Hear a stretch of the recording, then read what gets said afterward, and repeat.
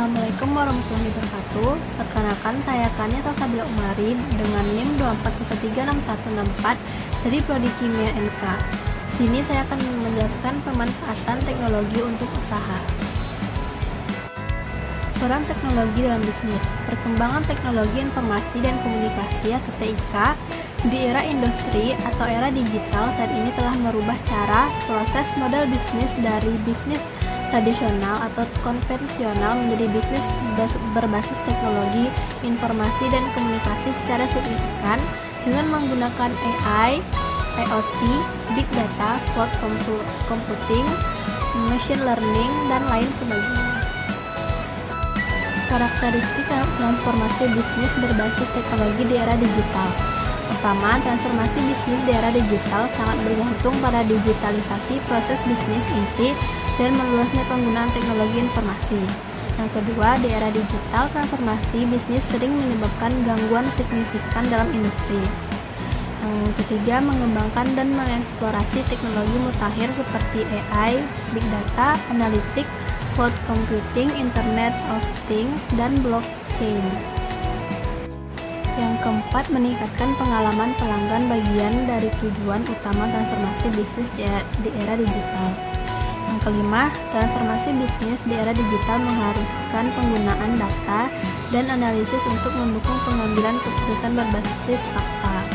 Yang keenam, fleksibilitas dan kemampuan beradaptasi dalam transformasi bisnis di era digital mengharuskan organisasi lebih gesit dan responsif terhadap perubahan.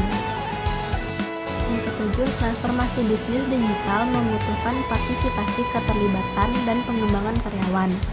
Terakhir, integrasi ekosistem bisnis di era digital saat ini sangat diperlukan oleh perusahaan dengan rantai pasok, basis pelanggan, dan ekosistem di industri yang lebih besar sebagai bagian dari upaya transformasi bisnis. Pentingnya teknologi dan strategi transformasi bisnis di era digital. Yang pertama, untuk peningkatan komunikasi internal dan eksternal. Yang kedua, untuk pengambilan keputusan yang efisien.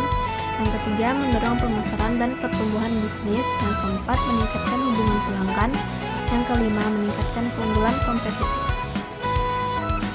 Yang keempat, penggunaan teknologi dalam bisnis. Yang pertama, target konsumen maupun promosi dapat diatur sesuai dengan karakteristik konsumen berdasarkan demografi, geografi, gaya hidup, tingkat pendapatan, jenis pekerjaan, jenis kelamin, bintang usia, waktu berbelanja, kebiasaan, jenis produk dan layanan, dan lain sebagainya.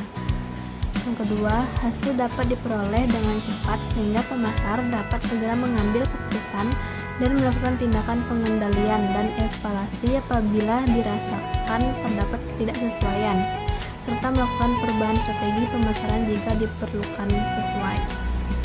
Yang ketiga, biaya investasi dan operasional serta biaya promosi menjadi jauh lebih murah dibandingkan dengan pemasaran konvensional.